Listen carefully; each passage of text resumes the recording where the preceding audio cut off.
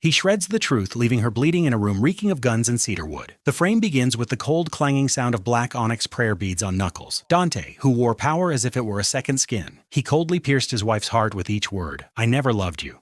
He spoke as if it were a signed verdict. But deep beneath that black sweater, the crisscrossing burn scars from the fire that once consumed his sister were still screaming. The most heartbreaking tragedy is that he pushed her away just to keep her safe. But then he panicked to the point of losing his mind, his eyes showing a desperate, prayerful look as he saw her battered and bruised in the dark corner. His words were a blade that exsanguinated her soul. "You may leave, little saint, but do not confuse this obligation for love." The speaker, Dante Salvatore, was a man whose stillness commanded rooms, his mercy a prelude to retribution. For 11 months, Elena Bellini existed as his wife, a stranger to his intimacy. She had learned to interpret the menace in his silence, the percussive threat of onyx beads, the deliberate void he maintained. In his world, hope was a form of self-injury. Her departure was 2 minutes away. Within 2 hours, the city would hunt her. She vanished with a leather tube, carrying the one secret that could dismantle his dynasty. Her father's legacy became the fulcrum upon which Dante's fate would turn, deciding whether it would redeem him or shatter a union devoid of affection. The scene begins. The study. A judgment is rendered. The first auditory cue is the rosary's deliberate click against his knuckles, a rhythm more menacing than any outburst. Outside, Elena waited, the espresso on her tray growing cold as hushed discussions of violence unfolded within. The open door served as a subtle display of power, a reminder of Dante's dominion. "A poor outcome," one voice noted. "He was on my ground," Dante countered. The statement was final. A chair scraped, followed by the muffled thud of a body striking the desk. Elena's expression remained a stoic facade. She had learned long ago that in this house, silence spoke volumes. The chill of the marble floor, akin to cathedral stone, permeated her slippers. From below, generators provided a constant drone. Upstairs, the wife of Chicago's most formidable figure enacted her spousal duty, a tray of coffee her prop. The door's abrupt opening made the porcelain clatter. Matteo Bianchi, Dante's security chief, emerged, his jaw a hardened knot of tension. A foreign bloodstain marked his cuff. "Signora," he acknowledged. She despised the title, not for its inaccuracy, but for its empty resonance. Moving past him, she saw Dante across the room by the windows, his state of dress, open jacket, absent tie, speaking to the room's recent events. The study's atmosphere was a compound of cedar, gun oil, and the encroaching cold. On the rug, a man flanked by guards drew shallow, rasping breaths. Dante paid the coffee no mind, his focus on a map pinned to the desk, one hand a fist testing its own capacity for force. It was then Elena noticed the fresh blood staining his knuckles. Their gazes met over the injury. "Leave it," he ordered. The command was characteristically ambiguous, applying equally to the tray, her presence, or her stare.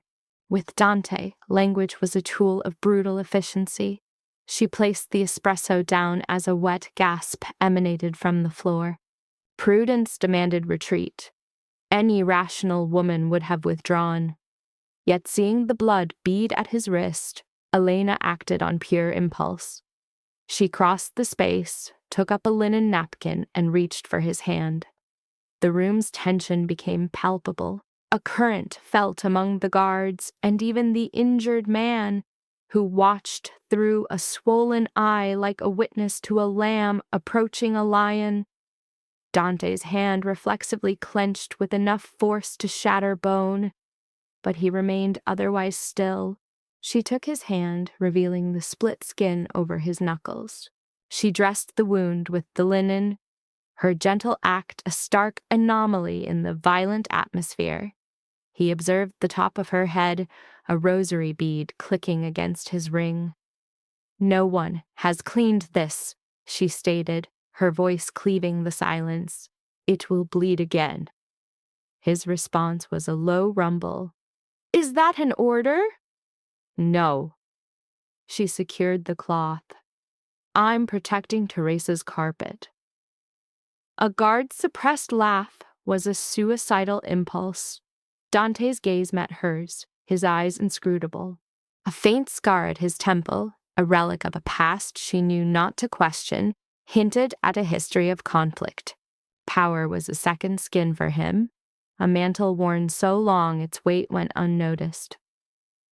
"Little saint," he remarked with the clinical detachment of a taxonomist classifying a specimen. The moniker originated 3 weeks into their marriage after she requested food for an injured guard. His intent remained unchanged. Her compassion was a symptom of either naivete or inconvenience. She released his hand.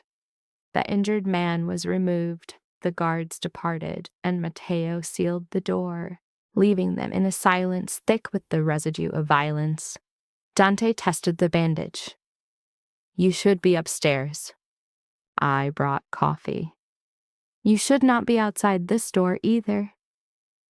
Her attention was drawn to the map, marked by a smear of blood, the untouched coffee a symbol of the gulf between them. A subtle shift occurred in his expression, not warmth, but perhaps a recognition that her fear had finally been shed. He was the architect of this transformation.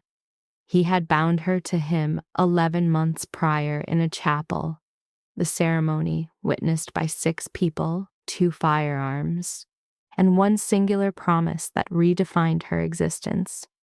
"You are under my protection." For a grieving 24-year-old, the word protection was a potent illusion, easily mistaken for the beginnings of love. This confrontation was not her intention. She had planned only to deliver the tray and retreat to preserve her dignity. Instead, her own voice broke the silence, asking, "Was any of it real?"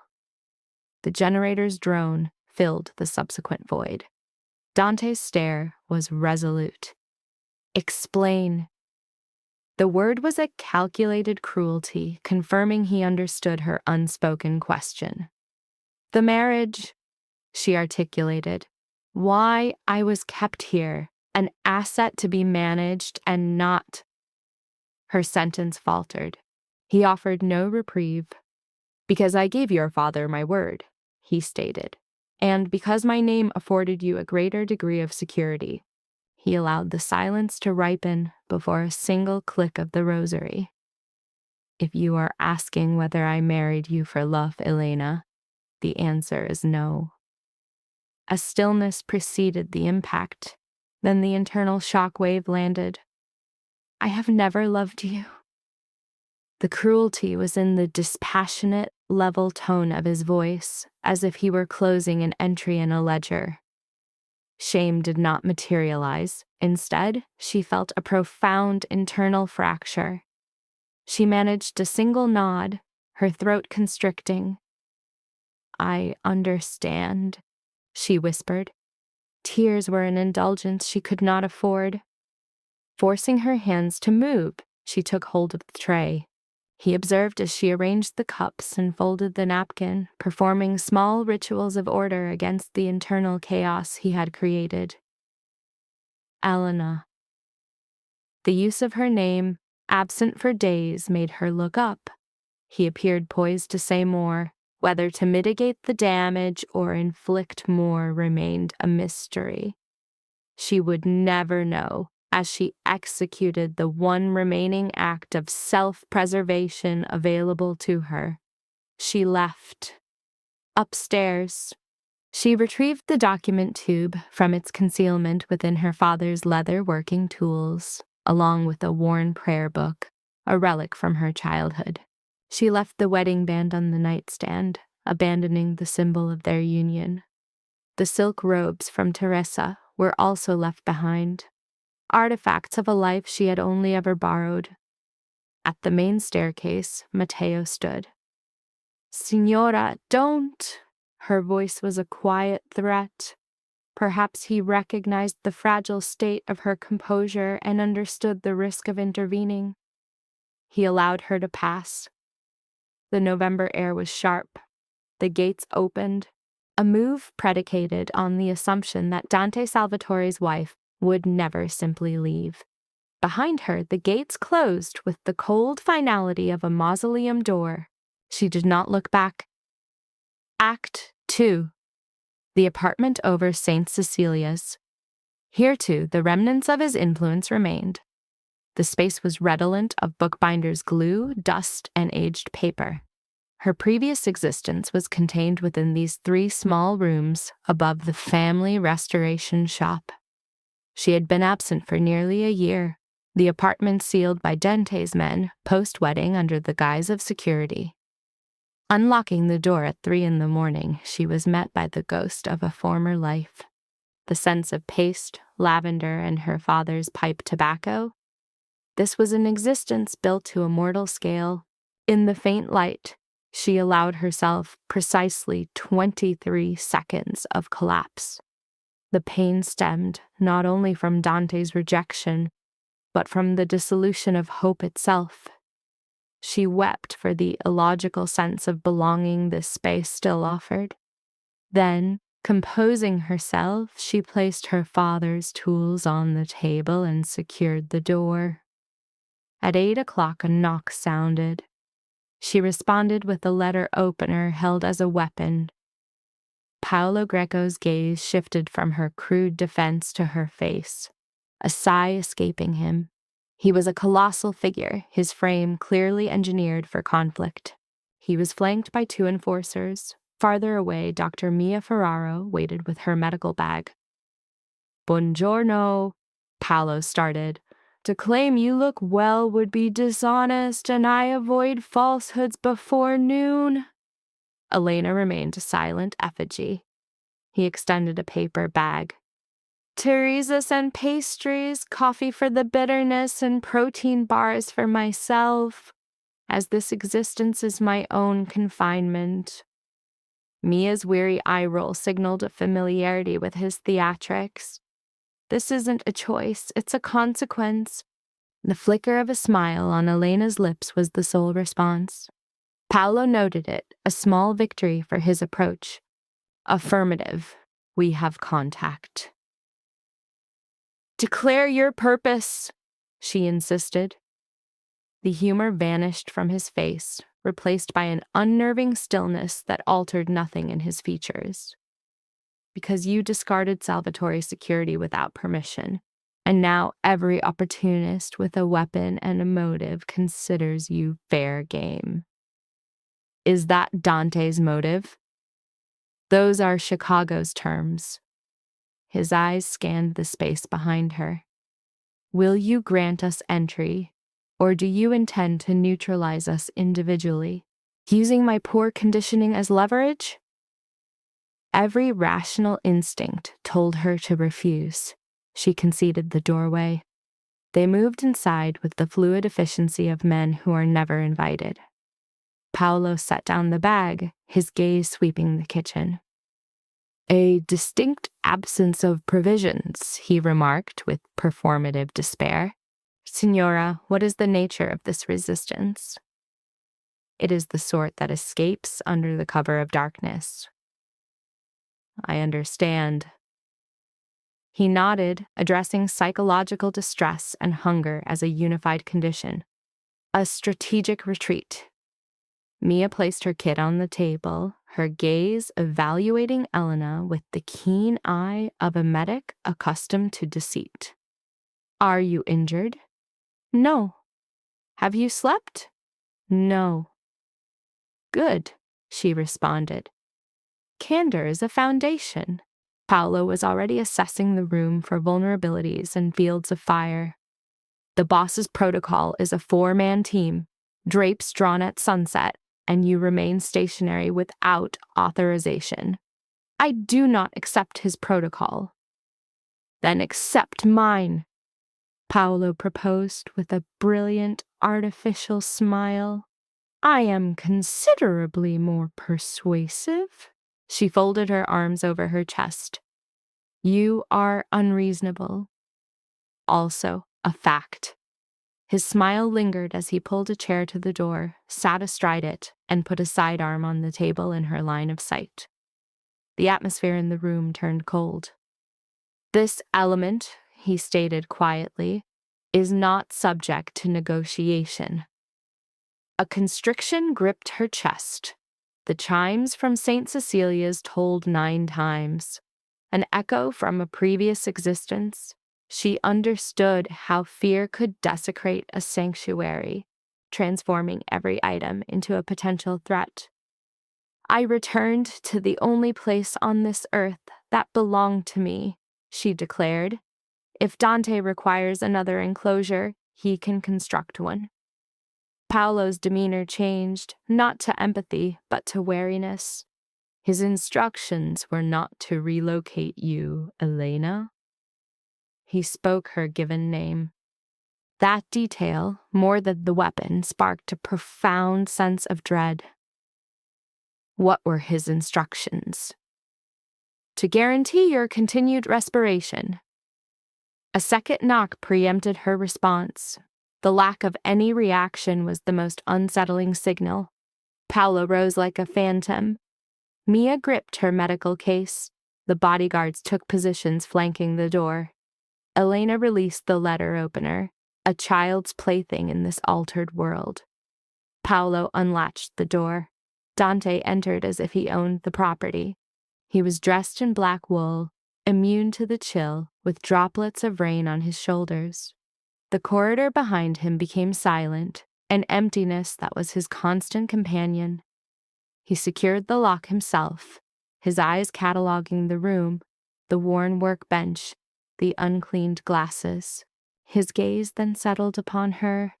The abrasion on his hand was now dressed in sterile gauze, applied by the hands of a different woman. She detested her own awareness of it. You are not secure here, he said, dispensing with preliminaries. Predictable. I was not secure with you, either. His attention fell to her unadorned hand, to the pale indentation where her wedding ring once was. The circumstances are dissimilar.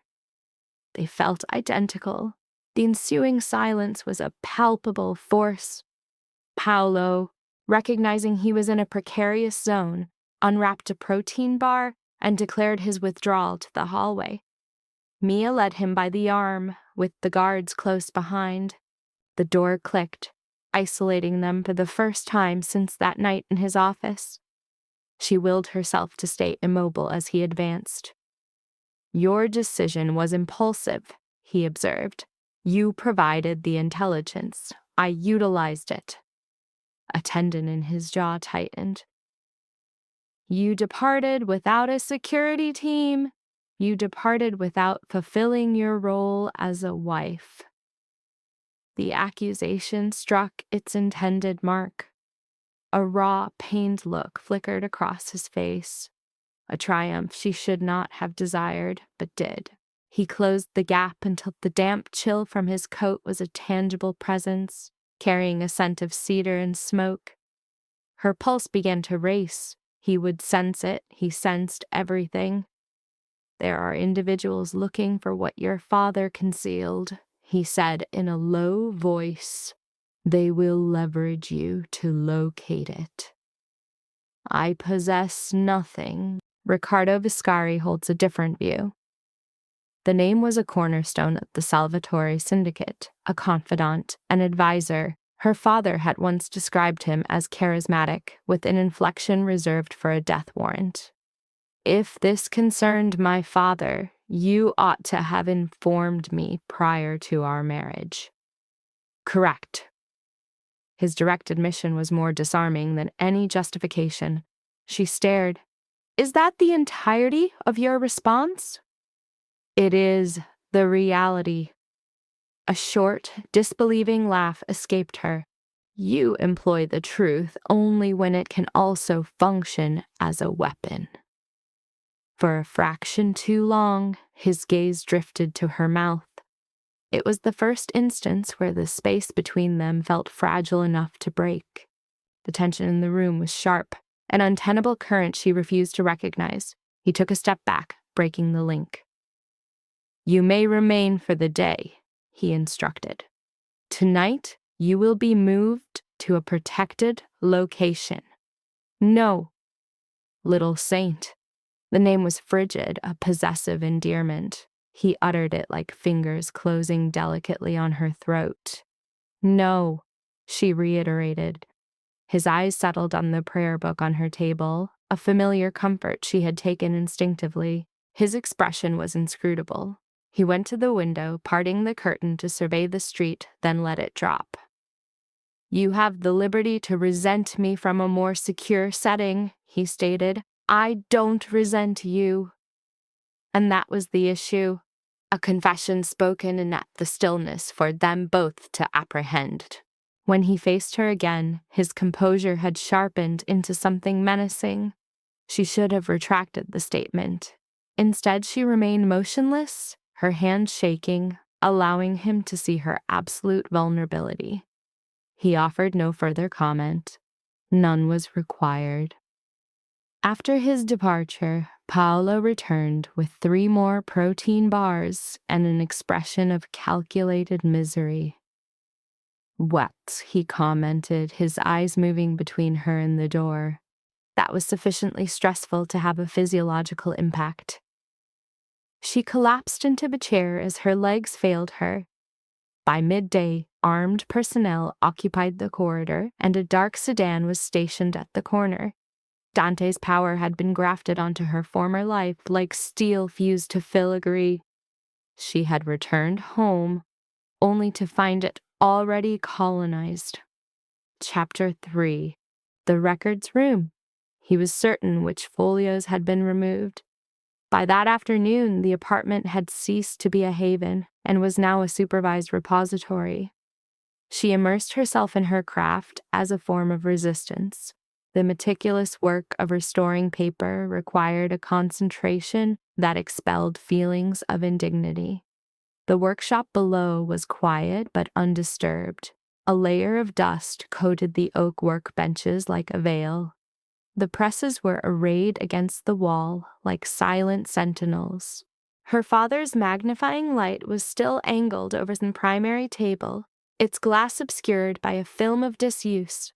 When she switched it on, the amber glow created an illusion of all their tranquil, focused hours together.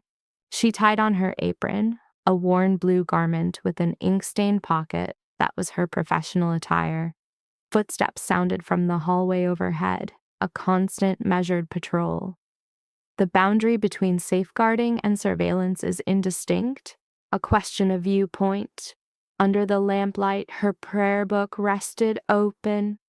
Once her mother's, it passed to her when her father's devotion devolved into a series of inaccessible chambers. Its leather corners were polished to a soft sheen.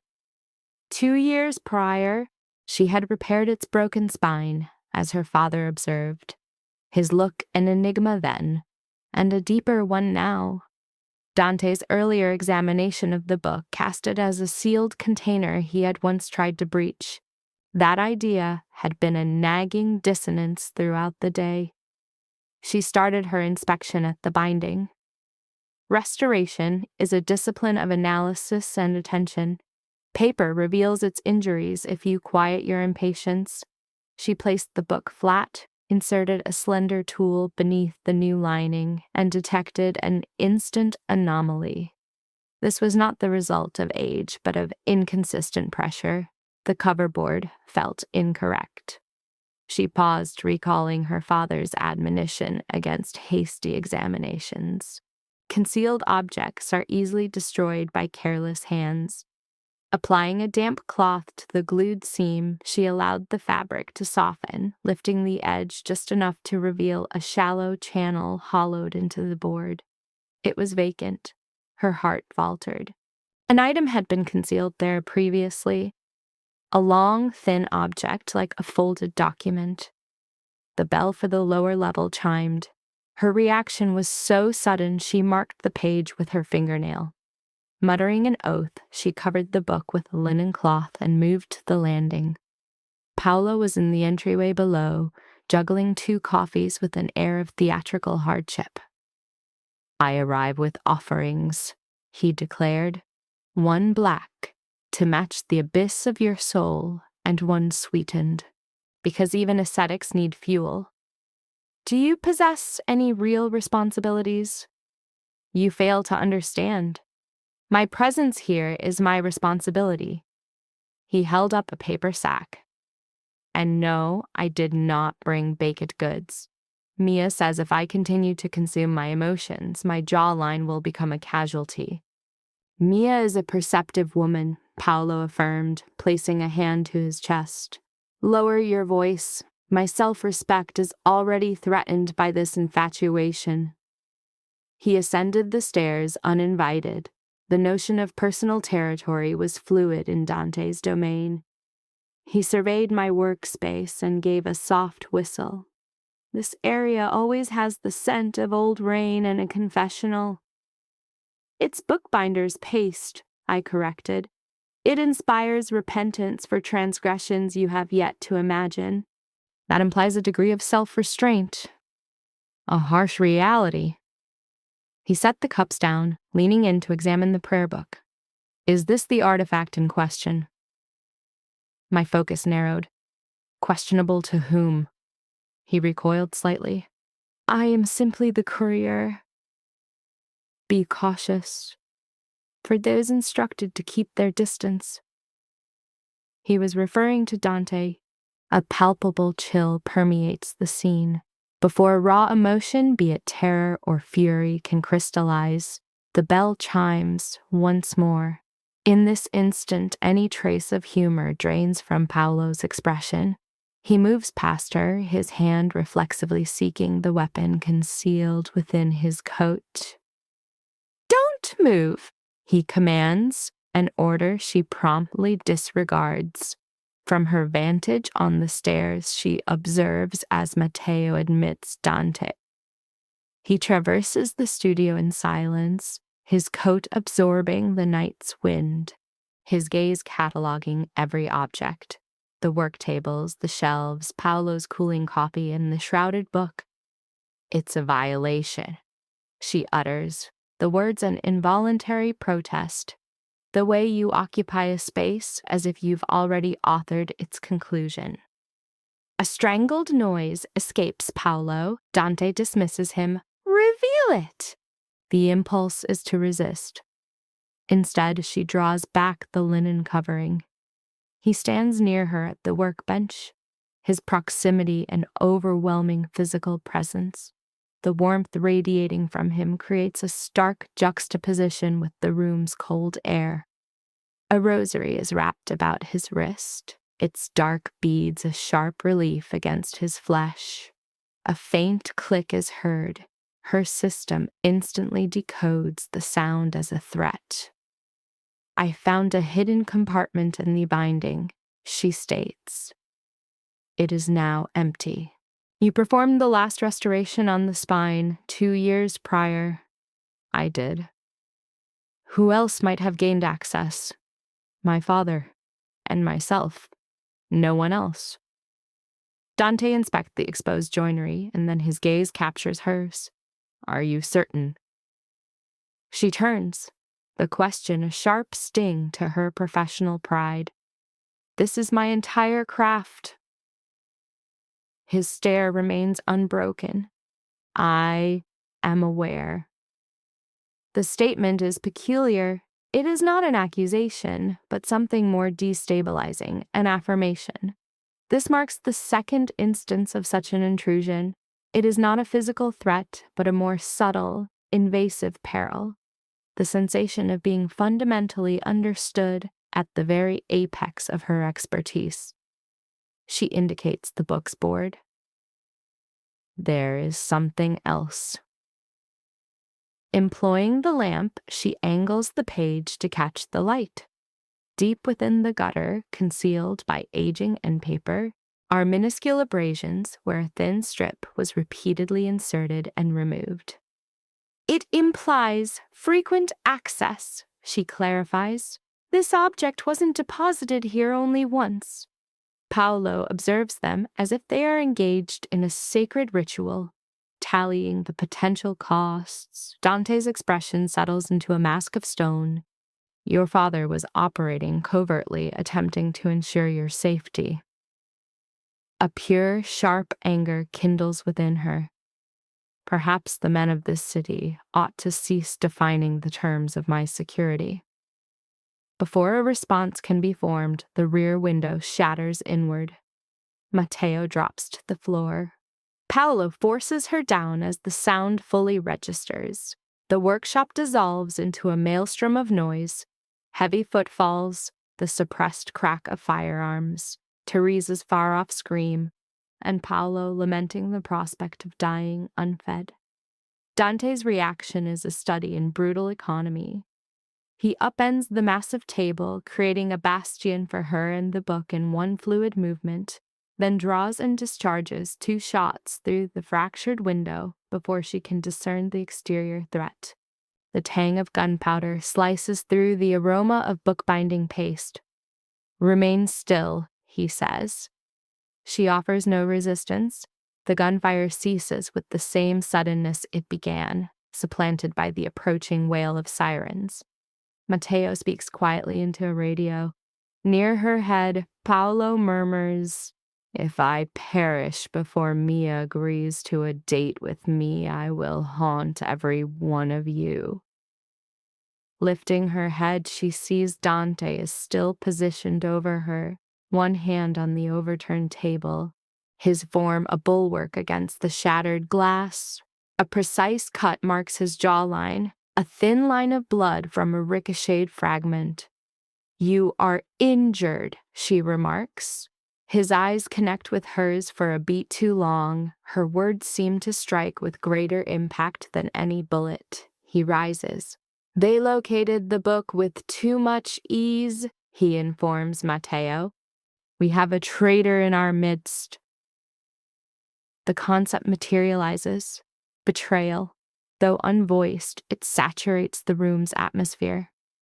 As his men fortify the window, Dante retrieves the prayer book himself, presenting it to her like an armed explosive. "You will accompany me," he states. She clutches the damaged volume to her chest. "No." His focus shifts from the broken window and returns to her. "That was your reply." He is mistaken. Her true reply began to form when she grasped that he knew the book's secret long before she did, yet had never revealed its nature. Dante recognized her steady hands, a creator's hands, during their first encounter. He saw them again that night in the study, when she tended to his wounded hand, treating it not as a part of a man, but as a part of a weapon. Observing her now, clutching the book amidst the destruction, Dante understands 2 facts with chilling clarity. Riccardo had initiated his gambit prematurely, and Elena Bellini would embrace a defiant end before she would ever accept a quiet capitulation. He felt a measure of pity for any man who would misinterpret that quality as a weakness. Chapter 4: The Chapel Steps. His hand comes to rest at her waist in the gathering darkness. Dante does not return her to the Salvatore residence. He guides her instead to the chapel at the estate's northern edge, the place where the family enters its dead and convenes its most secret meetings. It stands apart from the main house, flanked by skeletal cypress trees, a stoic stone edifice built by wealthy men of faith to keep God close, but not uncomfortably so. By the time they arrive, the evening has settled into a deep, sapphire twilight. The atmosphere is scented with damp earth and a breeze from the lake. Armed figures patrol the grounds like specters, their radios crackling with static. Not one of them meets her gaze. They never do when Dante is near. The chapel's formidable walnut doors shut with the sound of profound finality. Within, scores of votive candles flicker in ruby glass before the altar. Gilded saints, their faces gleaming, seem to have endured far more menacing men than these. The marble floor retains the day's lingering cold.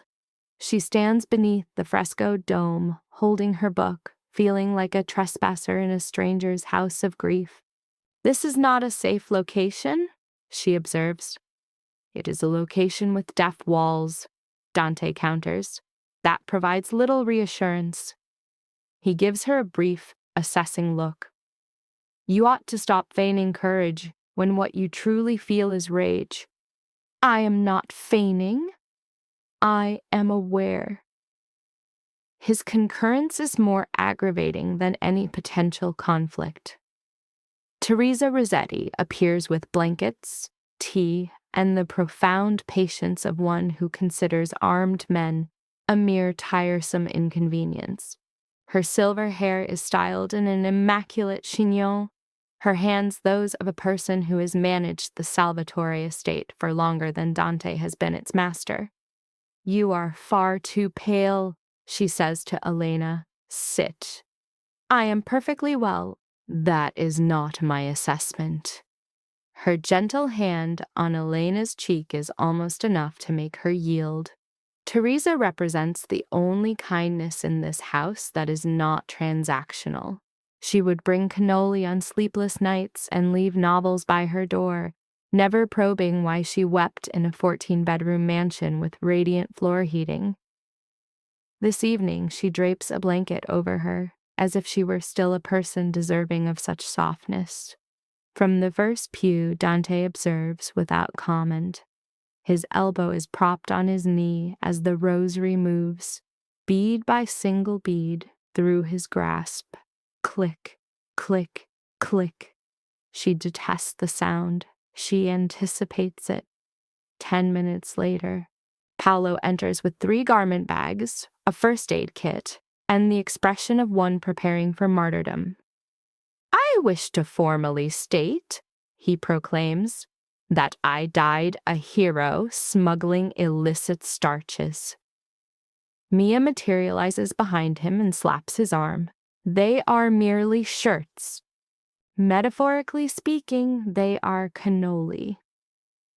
Even Teresa's lips curve into a slight smile. Mia tends to the laceration on Dante's jaw first. He allows her to clean it in silence, his focus lost in the candle flames behind them. As the antiseptic touches his temple, his expression shifts so rapidly she would have missed it if she were not already watching. A deep, ancient withdrawal. It is not a reaction to pain, but to a memory. He is on his feet before she can complete the task. "I am fine." "Where you are misrepresenting the facts," Mia retorts. "It will mend." "I am aware. Men of your sort are regrettably difficult to eliminate." This serves as Paolo's signal to unzip a bag and produce a black sweater. "Boss, put this on before Teresa has me buried for allowing you to get a chill." Dante accepts the sweater. She averts her gaze an instant too late as he removes the bloodied shirt. A grid of old scars marks his ribs with pale, straight lines. A thicker, more brutal scar runs below one shoulder blade, long since healed. Yet it is the burn near his collarbone that commands her attention, a ragged crescent as if a fire had attempted to claim him for itself. Her eyes fall. This marks the 3rd time a boundary has been breached between them, an unseen transgression felt deep within her spirit. "Upstairs," Teresa says to her, her tone capable of interpreting a room as deftly as a face. A bedroom has been made ready. She complies, because to remain would be to reveal everything to him. The chambers above the chapel formerly accommodated visiting priests. They now contain Spartan furniture, locked armoires, and windows too narrow for a person to pass through. She places her prayer book on a desk and struggles to quiet her racing thoughts. Her father had concealed something within its pages. Dante possessed enough knowledge to fear that Riccardo Viscari was orchestrating a move against him, and beneath it all lay the sharper reality. She had loved a man who had never requested it. A knock shatters the quiet. She opens the door, anticipating Teresa, but finds Dante's form filling the doorway. The black sweater makes him appear less like a public menace and more like a private, distinctly more lethal one. The rosary dangles from his hand as the hallway's candlelight carves his weary expression. "We must speak," he says. Dante opens with the stark irony of their perpetual inability to communicate. A hint of disdain, almost masquerading as a smile, touches his lips before he requests entry. A query she lacks the agency to deny. He places his rosary on the table, a deliberate action she registers as a minor concession. Then he delivers the critical information. 6 days before his death, her father asserted he had evidence of a traitor embedded deep within Dante's organization. This betrayal, he explains, was a death warrant that has now been inherited by her. She becomes still, her world constricting to a single locus of terror. The proof, Dante concludes, is an enigma her father left for her in the dark. The union, therefore, was not a sacrament but a chess move, a defensive posture against his adversary, Riccardo. That her own father engineered the arrangement was a betrayal so staggering it eclipsed the fury beneath. Her demand for clarity was dismissed as a breach of security. In that instant, Dante deconstructed her identity, recasting her as the target. A current of dread passed through her. He encroached on her space, a physical threat without contact, and presented the two paths left to her, his sanctuary or her grave.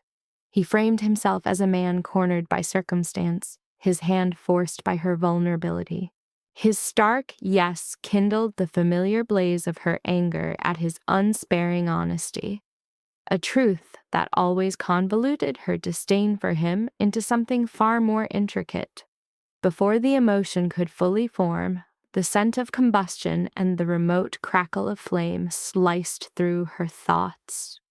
In a single moment, Dante's entire presence transformed, the dispassionate strategist dissolving into a primal creature sensing danger.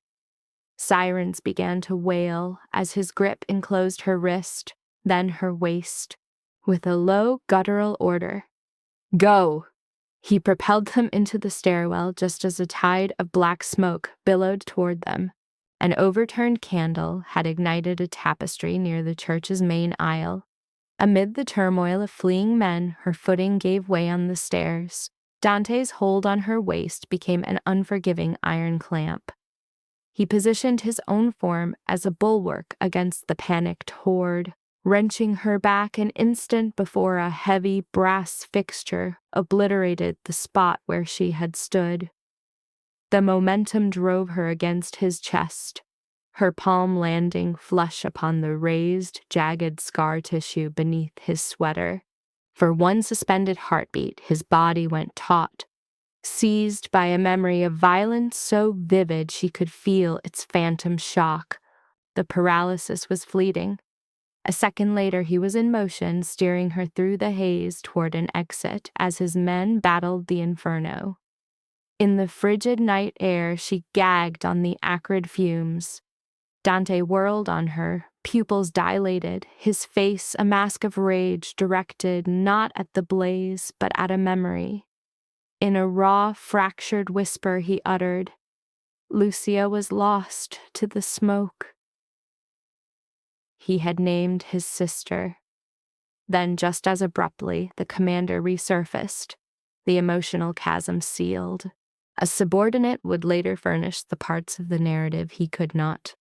The account was a waking nightmare. His sister, Lucia, age 16, and his mother, Sofia Salvatore, incinerated inside a vehicle when Dante was 19. Elena's perception of him underwent a seismic shift. His hollow stillness was not an absence of emotion, but the blasted crater left by grief. The chapel fire, she understood, was not happenstance but a piece of theater, a declaration of intimidating power. In the ensuing quiet, she revisited her father's prayer book, now certain that nothing in Dante's universe was accidental. As the first hint of dawn emerged, she initiated her investigation with a magnifying lens. Sleep offered no refuge. She was plagued by the spectral pressure of Dante's grip, a physical memory her intellect tried to categorize as a commander's control, but that her body registered as something else entirely. She recalled her father's lesson from his bookbinding work. Heat always reveals the adhesive in a fraudulent spine. A truth for books and a truth for men. Passing a flyleaf over a candle, she observed as the warmth drew forth a hidden transcript from the page. The faint, spectral grooves left by her father's pen. The indentations were delicate, methodical. She applied graphite powder and a hidden accounting sprang to life. Names, dates, cryptic notations. A single entry was scored into the paper with violent pressure. El Salvatore root. Viscari cleared. The name, Lucia, sent a shard of ice through her system. At that precise moment, he manifested behind her without a sound. It was not a noise, but a shift in the room's pressure, a sudden assertion of dominance. The rosary coiled around his fist like a wire garrote. "You've discovered something," he stated. It was an assertion, not an inquiry. She tried to misdirect, suggesting he must have known her father kept ledgers. He conceded only to knowing the man was fearful. Silently cursing her error, she steadied her breathing and commenced an explanation of the forensic method. Her clinical language a brittle shield. As she spoke, Dante encroached on her territory, a calculated, silent advance, more powerful than any physical touch. He was near enough for her to discern his scent, a mix of night air and cold incense. His face was a dark shape against the lamplight as he let the quiet intensify before issuing the soft command to read her findings. She enumerated the contents: 3 roots, 2 payments, and the profane pairing of 2 names, Lucia and Viscari. A profound stillness descended on the room. She murmured that it felt unfinished. His gaze then shifted, fixing with perfect, brutal accuracy on a leather document case on her bookshelf.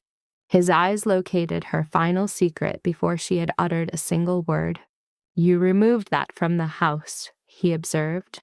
A quiet acknowledgement of fact. She instinctively tried to assert her claim to it, her father's inheritance. Her attempt to diminish its significance was severed when he spoke her name, just once. Her composure fractured. With unsteady fingers, she unsealed the case.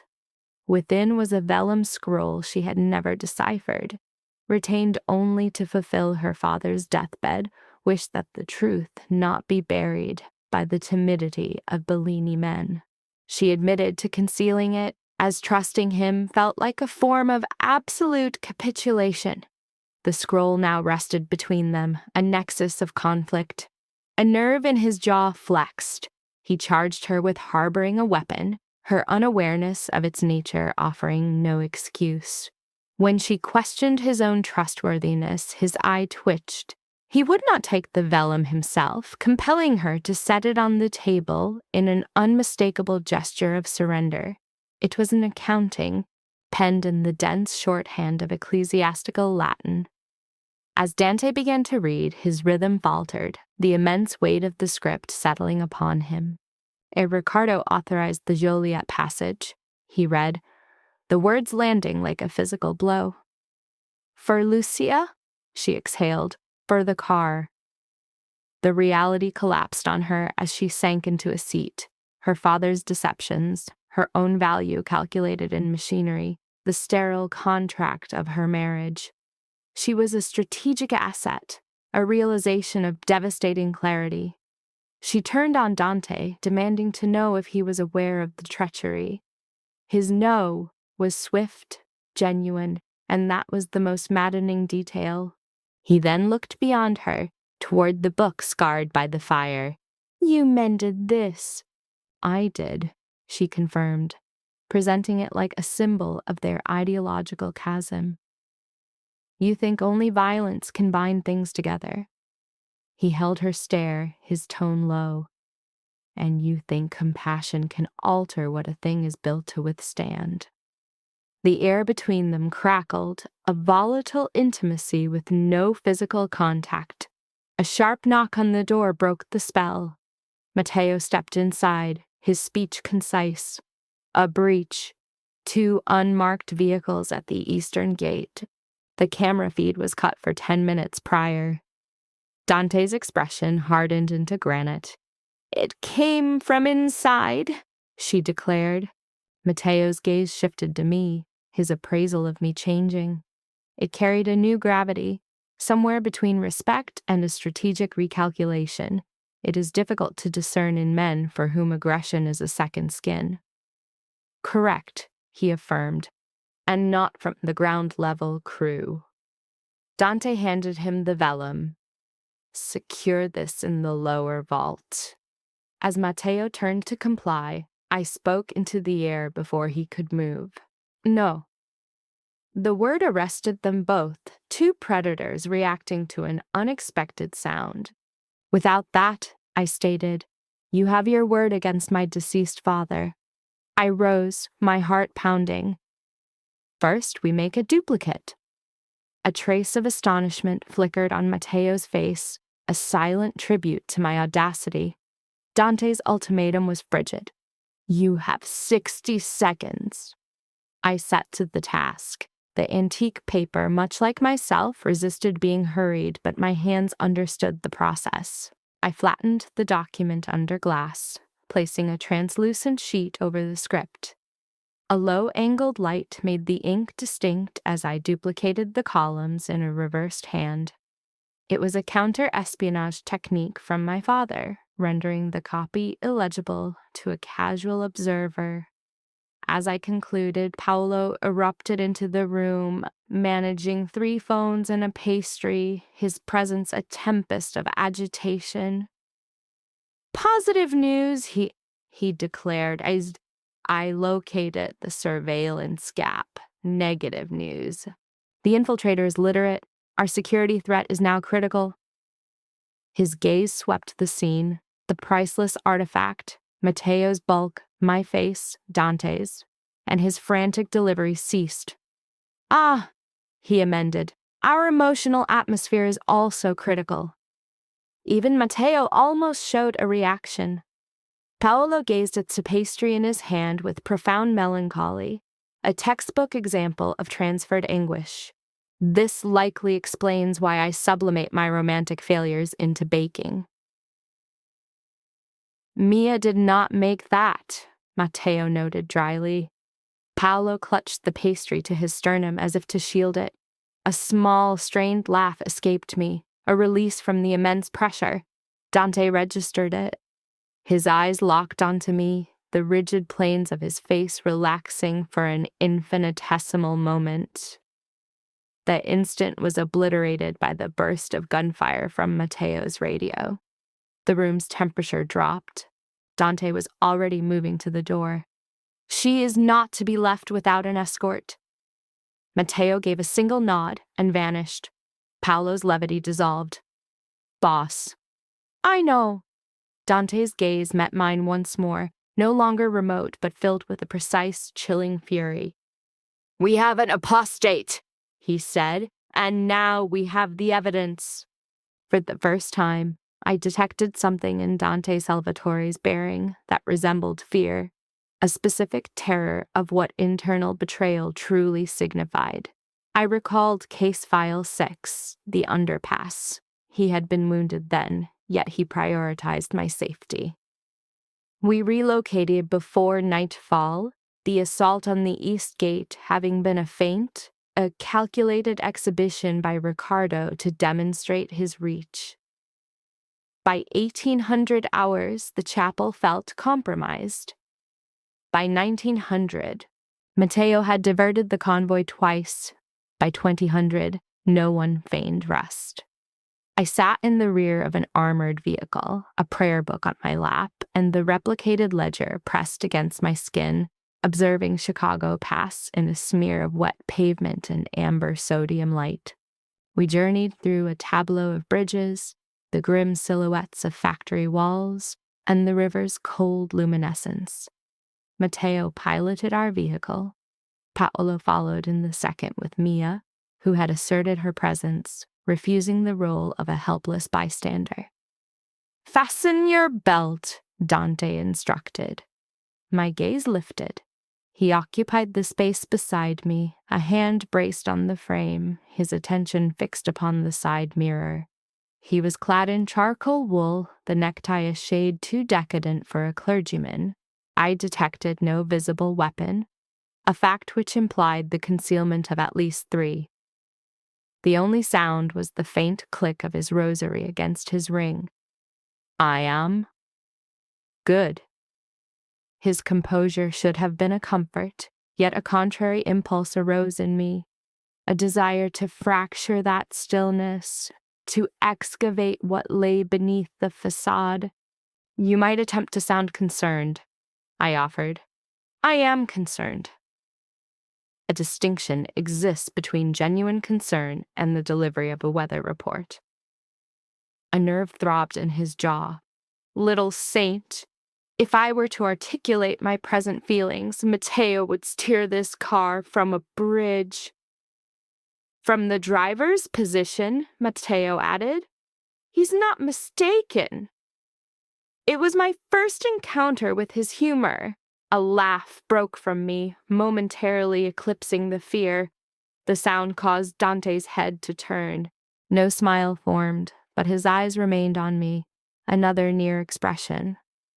The motorcade proceeded beneath a frayed overpass, entering a domain of damp, gray concrete pillars. I sensed the atmospheric shift before I understood its cause.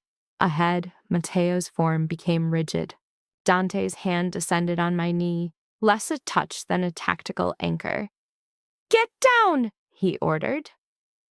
The initial collision struck the car ahead, a sickening sound of shearing metal and detonating glass. Matteo cursed, wrenching the steering wheel, a maneuver that threw me forcibly against Dante's torso.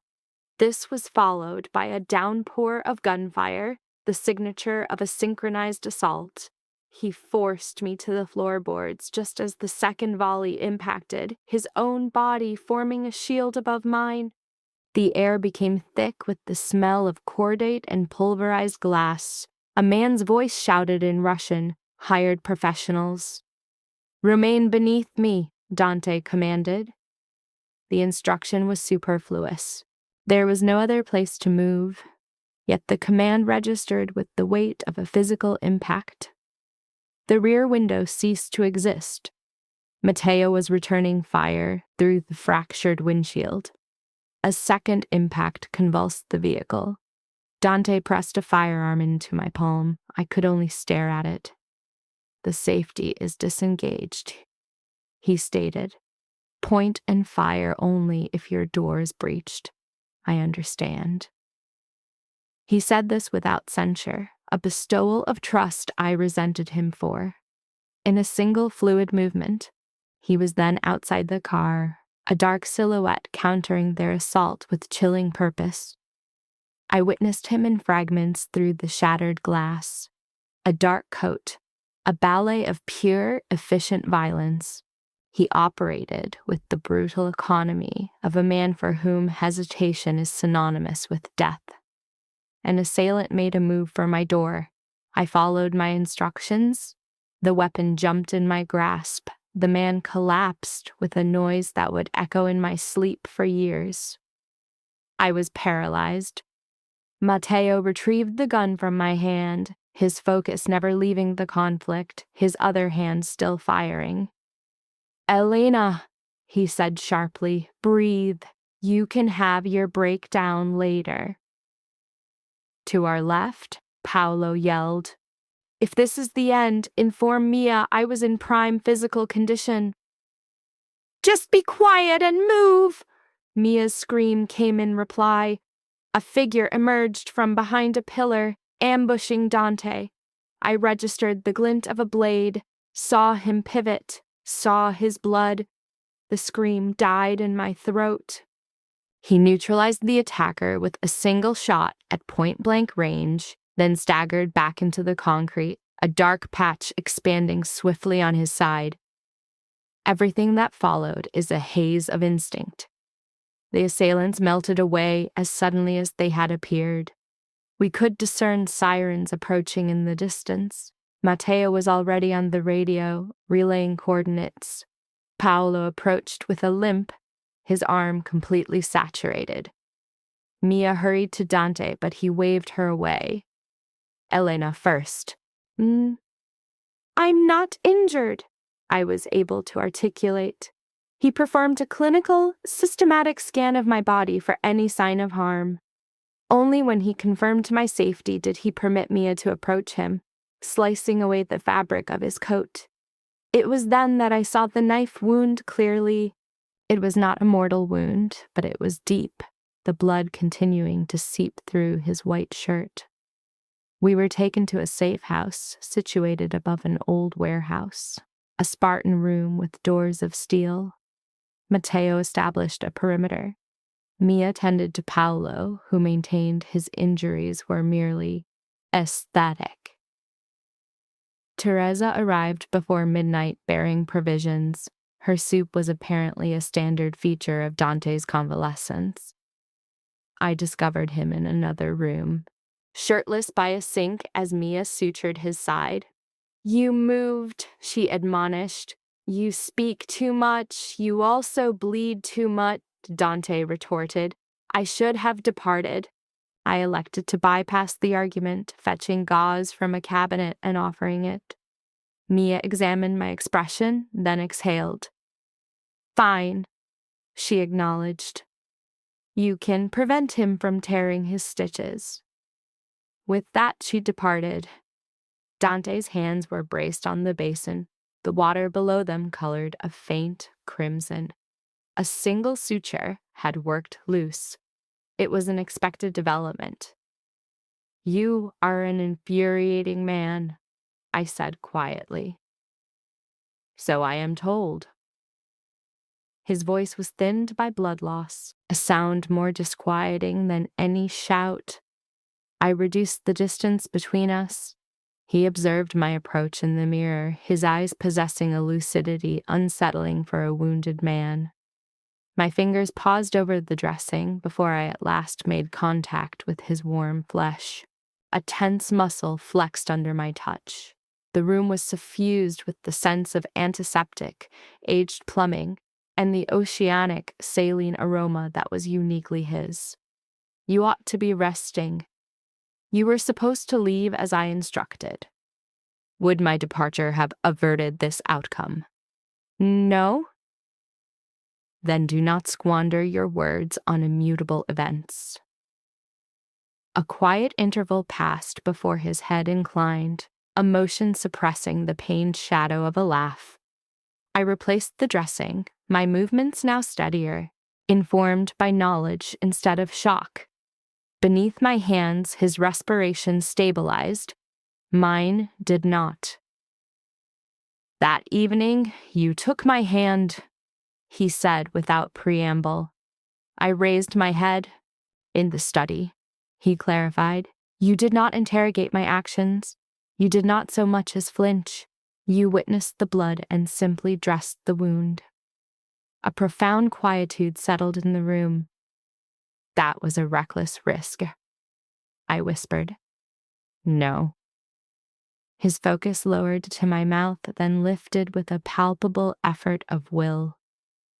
It was the first act of irrational kindness performed for me in years that came with no ulterior motive. My throat tightened. He was identifying the very origin of his fixation, his pain rendering him startlingly candid. My hand shook as I fastened the bandage. He observed it, as he observed everything. Elena, I should have sent you away at that moment. I did not. If you would cease looking at me in such a manner, I stated through a constricted jaw, I might recall my purpose here. A fleeting revelation of emotion traversed his features, disappearing as quickly as summer lightning. Her stillness was interpreted as acquiescence. He closed the remaining space with a measured slowness that presented every chance for retreat. She did not avail herself of it. His hand came to rest against her cheek, a singular point of contact, the pressure of his thumb tracing her jawline, the transfer of body heat. No coercion was employed. The press of his lips felt like the physical release of a long, suppressed breath. It was brief. He was the more volatile of the two. His mouth met hers with the precision of someone handling an unstable element. Her own hesitation was a tangible current beneath the surface of the gesture. He was the first to break away, letting his forehead come to rest against hers. "This is the boundary," he said, his voice low and husky. "To proceed further would be to disregard your fear." "I am not afraid of you," she stated. The words seemed to take them both by surprise. His eyes closed for a single, protracted second. Upon opening, his pupils had dilated. "The war commences tonight," he declared. As if on cue, Matteo knocked. "Boss, Ricardo has compromised the Southern accounts. 3 men are lost, 2 warehouses are ablaze." Dante straightened, the effort visible, the softness in him dissipated. The commander had returned, though his touch remained a phantom on her skin. He started for the door, but paused. His hand closed around the rosary by the sink. Rather than taking it, he placed the item into my palm. Black onyx beads, still retaining his warmth. "Keep this," he commanded. My gaze locked on the beads resting between our hands. "For what purpose?" His eyes met hers. "Because if our position is overrun, I want something of mine to be in your possession." He was gone before I could formulate a reply.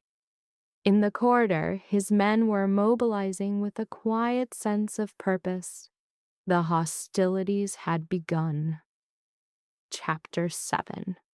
The transit platform. It was an ideal moment for detachment. The true nature of war, I discovered, bore no resemblance to the stories. It was the sound of 3 separate comms units, shrieking alerts shortly after midnight. It was Teresa, asleep in a chair with her own rosary entwined around her wrist, the line between prayer and logistics having dissolved. It was Matteo, with the bloodstain on his cuff that altered its shade over several hours, always from a different source. It was Paolo attempting to charm Mia as she treated a bullet wound in his arm, while he vocally threatened to litigate against a higher power for his persistent misfortune. It was also myself in the compound kitchen at 4 a.m, heating water for coffee while deliberately ignoring the sound of casualty figures being recited in the adjacent room. By the 3rd day, Dante was less a man and more a manifestation of pure will, patrolling the corridors, operating on 0 sleep and raw authority. He scarcely ate. He spoke exclusively in commands. Any physical contact between us was incidental, though these incidents were starting to feel intentional. The onyx beads he had given me remained a permanent fixture in my coat pocket. She told herself she kept them for steady hands, a convenient but incomplete truth. On the 4th night, a bullet intended for Matteo instead found Paolo. The breach occurred at the loading dock, a counterfeit delivery truck having smashed through the main security gate. From the stairwell, she heard the gunshots and was in motion before anyone could react. When she reached the concrete, Mia was already there, her hands pressed to Paolo's side as he faded with practiced theatricality. "Tell my mother," he rasped, "that I was a legend." "You are stable," Mia retorted. "For now." Blood welled between her fingers. He turned his head and saw her. "Ah, Signora, excellent. If I forfeit a kidney, tell them it was in the service of high art." Matteo, rifle still raised, noted from nearby. "You loathe art." Paolo's expression hardened. "I appreciate paper that holds significant emotional weight." Then the full measure of the pain struck him, and his face changed. She knelt on his other side, applying pressure to a compress under Mia's guidance. Paolo's hand found hers, its grip strong enough to inflict pain. That pain served as a welcome tether against the rising tide of shock. "You are not allowed to die," she said. He blinked, his bravado yielding to a sudden gravity. "Not until my dinner with Mia." Mia glanced up sharply. Paolo made a faint noise. "You see, hope." He was carried upstairs, alive. The trace of his blood remained under her fingernails for the rest of the day. That evening, Mia discovered her on a rear staircase, her face a mask of exhaustion, Paolo's blood still on her shoes. "There is still a way out," she said. She simply stared. Mia forced a passport and a train ticket into her hand. "My maiden name, not my married one, Bellini." "Dante is unaware," she stated rapidly. "Teresa knows. Matteo can drive you to Union Station, call it a supply run. An eastbound train departs at 9:40. I have a person in Philadelphia. After that, you are free." The air itself felt thin. "You're helping me to flee." "I am offering you a choice, while a choice can still be made." Below them, a door slammed, and men's voices crackled over radios. In another part of the building, Dante issued a command in Italian that rendered 3 men silent. Mia stepped closer. "Elena, listen. He will defend you to his dying breath. That is not the same as offering you a life beyond these walls." She looked at the passport. Bellini. The name was a future she had not yet forfeited. "What of Paolo?" she asked. "His prognosis is good so long as I maintain my professional distaste for him." The remark was almost enough to make her smile. Almost. Mia's expression softened. "You are not a captive here. Do you grasp that? If you remain, you must choose this shadow, not merely because his presence is a force that obscures the true price." By 9:30, she was standing on the station platform. Matteo stood 6 feet away, his civilian clothing a poor concealment for his alertness. He had not posed a single question. That silence, more than anything, confirmed the order was not from Dante. Matteo's adherence to protocol was too profound for him to feign a compassionate ruse. The platform smelled of diesel fuel, damp concrete, and old pretzels withering beneath heat lamps. Families waited nearby. A little girl in a yellow coat was pulling a toy rabbit. She was invisible to them. It should have tasted of freedom. Instead, it felt like she was observing her own life from a vast distance. Her bag contained her father's tools, a prayer book, the ledger, and a cream envelope she had possessed for months, unopened, yet already certain of its message. It was an acceptance to a fellowship at the Vatican Conservation School in Rome. Her life's ambition before Dante. Before marriage became a transaction for security. Before she learned the deep-seated attachment one could form to the safety of 4 walls.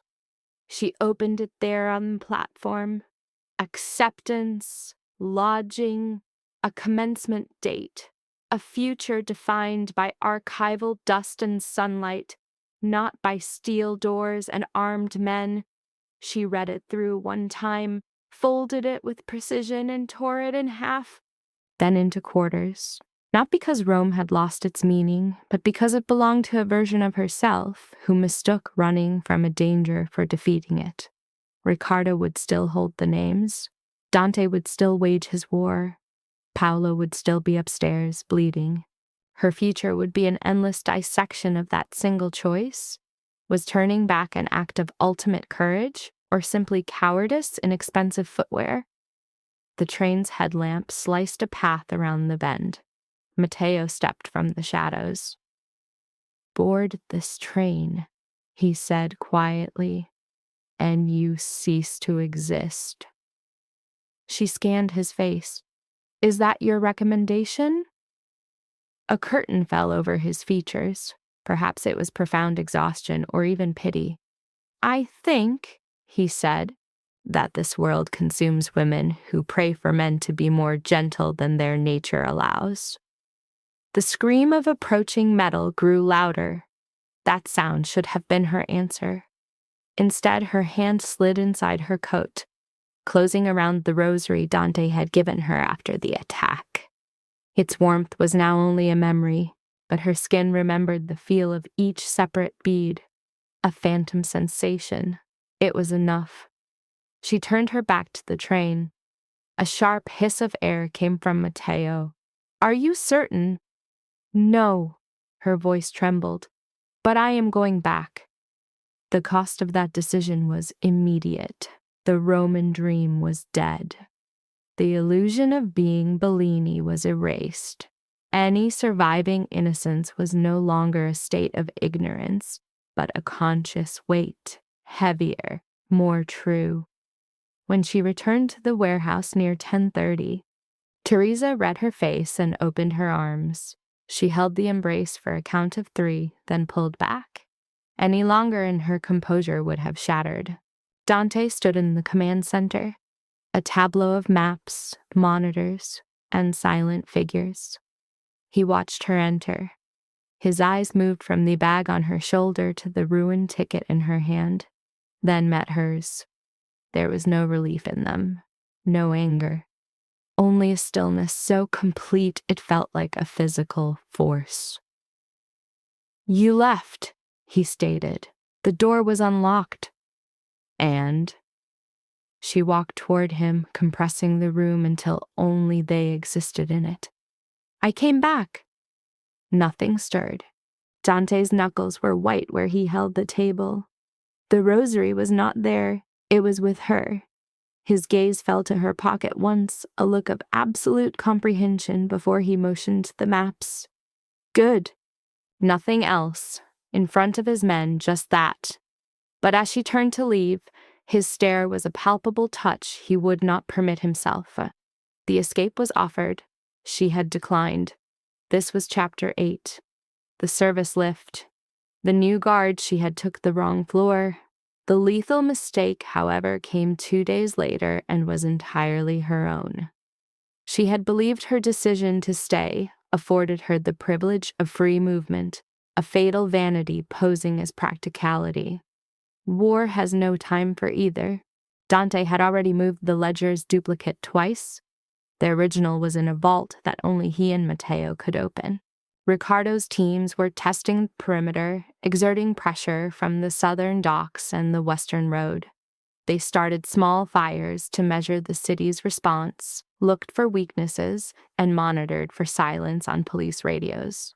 Each hour brought new information, another rumor, another name that once belonged to a living person. She felt a desire to act, but desire is not a plan. At midday, Matteo came to her makeshift studio. "The prayer transcript needs to be cleaned," he said. "The boss wants it by tonight." She never wondered why Dante did not ask her directly. She did not register that Matteo had no radio. She forgot that the calmest man in a storm is the most dangerous of all. And so she accepted the folder, put the rosary in her pocket, and went with him to the service elevator. The doors closed with the sound of metallic finality. She observed his hand on the panel. He chose B3. The archives were on B2. Her heart gave a single, hard jolt. Something was wrong. His hand stayed on the panel. Her focus narrowed. He had no need for a weapon. The betrayal was a colder thing, articulated by his refusal to meet her gaze. "Why?" she asked, her voice faint against the whine of the steel cables. "My daughter," he said. The words were slow to land. Matteo never spoke of a family. For men like him, love is a liability that is kept hidden away. "Ricardo has her?" "He took her 3 weeks ago." The statement was delivered flatly, as if worn smooth by infinite repetition in his mind. He sent images first, then a finger from her bodyguard to demonstrate his capability. The elevator continued its descent. "The roots. You compromised them," she whispered. "I created delays. I left doors unlocked. I ignored signals I was meant to act upon." "And Lucia?" For the first time, he looked at her. His face was a void of apology, containing only the hollowed-out ruin of a collapsed structure. "I was not there for it," he said. "But I know who was. This is Ricardo's preferred leverage against fathers. He has used it for years." The doors opened to concrete and shadow. Hired men, not soldiers, were waiting. They wore cheap jackets, gloved hands. One reached for her. She slammed her father's sharpened tool into the back of his hand before he could take hold. He cried out. A second man struck her, and the world fractured into white light. Matteo swore, catching her before she collapsed. "Do not touch the face," he snarled. "He wants her recognizable." She turned her head and spat a smear of blood on his boot. His eyes closed for a pained second. "I deserve worse." "Yes," she agreed. They dragged her away.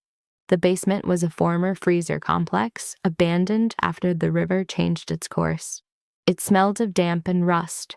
The ceiling was scarred with the ghosts of meat hooks. Her confinement was a space of cruel irony. A former floral sanctuary now stripped to steel, a drain, and a single fluorescent tube that leached all warmth from her skin. An hour passed before Ricardo's arrival, his movements possessing the lethal precision of a collector's blade. His appearance, silver hair, dark coat, immaculate gloves, broadcast a life insulated from toil. She recalled him from 2 previous encounters at Salvatore's table, praising Dante like a pedigreed animal. His current smile was a chilling echo of that past cordiality. "Elena Bellini," he said, "your father's legacy is most potent in your gaze. It is a look of silent disillusionment, as if finding the world itself an imperfect text." Elena offered only defiant silence. He positioned a chair opposite hers, a deliberate staging. "Dante always collected complex things. I, however, am not one of them." Ricardo's smile chilled. "Not by blood? Documents are simple to fabricate. Not by allegiance?" He gestured. "Now that is a compelling revelation." She held his stare, knowing a glance away conceded fear. "You delivered Lucia to him," she stated. He inclined his head. "I merely neglected to secure a difficult threshold." A frigid rage crystallized within her. She was 16. Her mother wanted her out of this life. He leaned back, embracing the role of twisted mentor. "Love is a universal folly, though it ensnares women first." Sophia desired an exit. Dante views love as a serendipitous event. I was teaching him it is, and always will be, a weapon. There it was, not mere cruelty, but a perverse philosophy of power. A lesson my father learned, she replied. Far too late. Ricardo's gaze darted to her pocket, and now his brilliant daughter brings a sacred object to a gunfight, hoping it will stave off her own fracturing. Her hand clenched the rosary. He had seen it, of course. Where is the original ledger? He demanded. She answered with silence. He sighed. Your father embedded his truths in the spines of old books, believing paper more reliable than men. He was correct. People fracture. As Ricardo rose to depart, Matteo materialized at the doorway. Their eyes met, and in that moment, Matteo's emotional armor showed a hairline crack, not enough for absolution, but sufficient to reveal the grief within. Do not let him touch Teresa, she said. The words were a physical blow. She saw him flinch. Once the door was shut, she surveyed her cage, the chair, the drain, the light, a rusted pipe, and near the wall, brittle fragments from old floral wrappings, paper. A smile formed on her split lip. Her restoration work imparted 3 truths. Heat dissolves adhesive, humidity ruins cardboard, and men consistently undervalue what appears fragile. She ripped a piece from her slip, saturated it with condensation from the pipe, and addressed the electrical panel with a hairpin and a small blade from her boot. If Dante came, she had to create a delay. If not, she required more than faith. For Dante, Matteo's absence was a phantom limb. The looped security footage and Elena's vacant workshop confirmed the what, if not the how. Betrayal possesses its own distinct architecture. Finding the train ticket, he nearly shattered his hand against the wall. She had returned to him, yet he had failed to protect her. Seeing her rosary missing from its hook, a stillness deeper than panic took hold. That she had taken it signified a fear profound enough to require an object he had once held. Chapter 9. The cold room. He spoke her name as if articulating a wound. The light hummed. The pipes wept. Time ceased its forward march. She labored, not with the grace of a studio artisan, but with the desperation of one raised by and married to violent men, now devoid of other choices. She pried the plate loose, tore the damp fabric, and fed the wet fibers to the connection until the circuit arced and failed. The initial spark burned her knuckle. The second plunged the room into absolute darkness. The sudden void was an auditory explosion, shouts, the heavy tread of boots, a curse. A man's weight hit the door, only to be met by the chair she had wedged beneath it. She fell back to the far wall, rosary in one hand and her father's blade in the other, a sharpened relic against the black. The door splintered open. The first man through was blind to her position. She slashed his cheek and ducked low as he lunged. His hand seized only her coat as the fabric tore. She fled into a corridor of transport racks bathed in the red emergency lighting as alarms began to sound one floor above. The alarm was not for her escape, but for his arrival. Gunshots reverberated down the hall. Her body recognized the sound before her mind could process it. Dante. She ran toward the violence, her survival now paradoxically linked to proximity to him. At a crossing, a hand seized her, pulling her against the concrete. Matteo. He bled from his shoulder, his breathing ragged. Wrong way, he wheezed. You don't command me. Listen. His grip loosened. Ricardo took my daughter an hour ago. He had been manipulated. No trade was ever intended. A storm of comprehension broke across his features. He was merely a pawn. She observed him as he pressed a key card into her hand. West freezer, end of the corridor, opens to the ramp. Paolo's men are there. And Dante? His gaze shifted past her toward the gunfire. He went right after Ricardo. He had gone alone. Whoever emerged from that confrontation would be fundamentally changed. She possessed an exit, a genuine escape this time, an open gate, a vehicle, and enough chaos to vanish. Instead, her question was, where? A single broken laugh escaped Matteo. You actually returned for him. I returned with my eyes open. He nodded, as if her statement belonged to a language he was only now beginning to comprehend. He then forced his sidearm into her hand. 2 steps later, a bullet impacted his chest, slamming him against the wall. The sheer surprise on his face was the most grotesque detail. She dropped to his side on instinct. He struggled to form words through a mouth filling with blood. My daughter, he managed. We'll find her. He shook his head once. No, too late. The gesture was ambiguous. He pushed at her hand, not for solace, but to confirm she held the key card. She gripped it tightly. His fingers latched onto her sleeve. Tell Dante, he whispered. I was weaker. He expired before she could offer him the final kindness of a lie. Subject Elena moved past the casualty, compelled by the demands of the conflict. The corridor opened into a storage bay, where ruptured coolant lines spewed a dense fog. Armed figures moved within the vapor.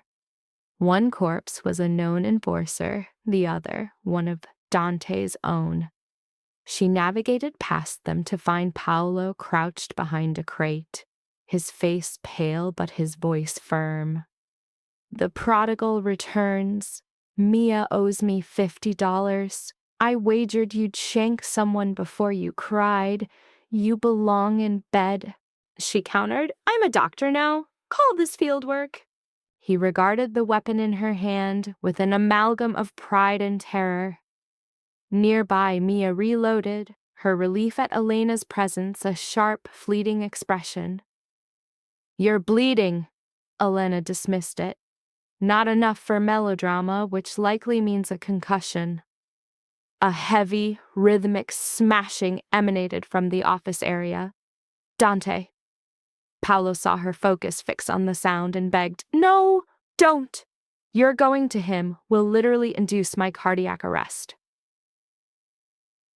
I need building plans or schematics. Mia stared. Elena spoke rapidly. I know these structures, church cellars, old warehouses, they reuse the same layouts. If Ricardo isn't the offices, a service corridor for airflow runs behind the freezers. Paolo's demeanor shifted. I have never been so aroused by architectural theory. With a piece of chalk, she sketched the probable path on the concrete. Matteo's keycard unlocked a maintenance panel precisely where she indicated. Paolo looked from the drawing to her, his humor vanishing. You can actually lead us there. Yes. Mia's hand on her arm stopped her. If you enter, you may witness something you cannot unsee. Elena recalled the study, the blood, and how his only focus had been her, suppressing his own fear. I know, she said. They proceeded into the tight service hall, its pipes slick with moisture. It terminated at a shattered office door. Inside, Dante had Riccardo Viscardi by the throat, forcing him to his knees.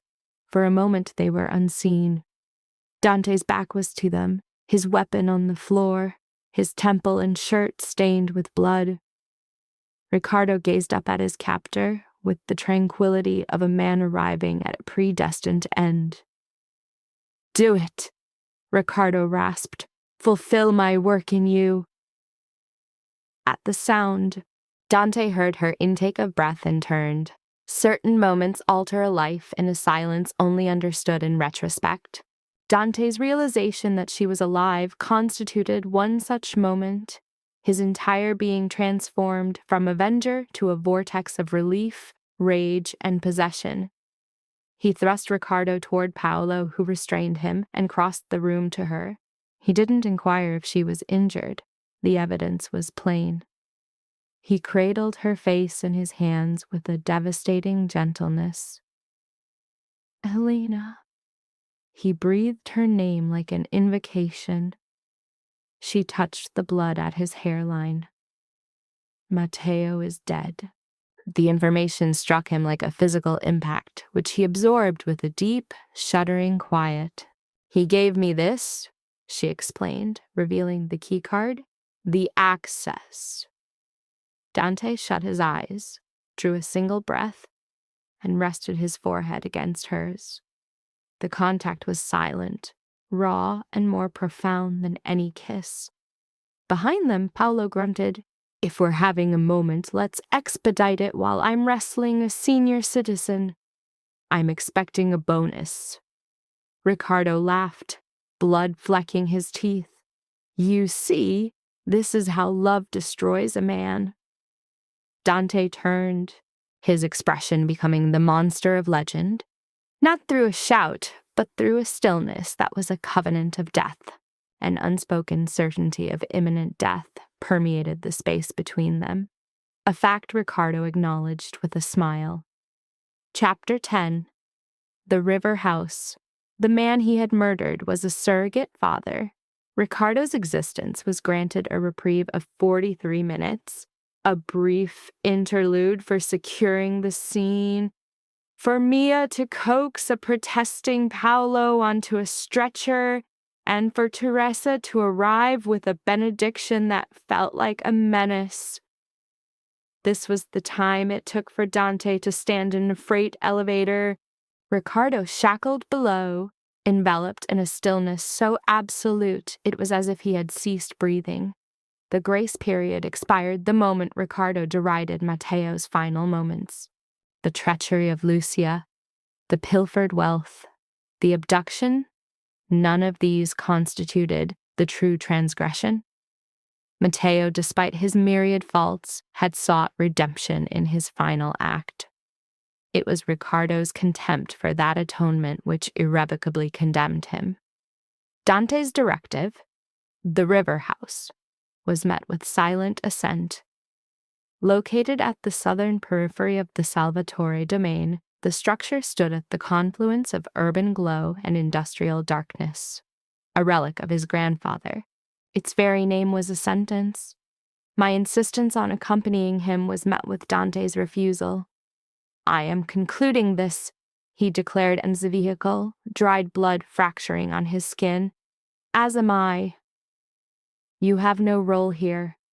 He murdered my father, traded your sister, and engineered my abduction." My voice remained steady, a mask for my internal turmoil.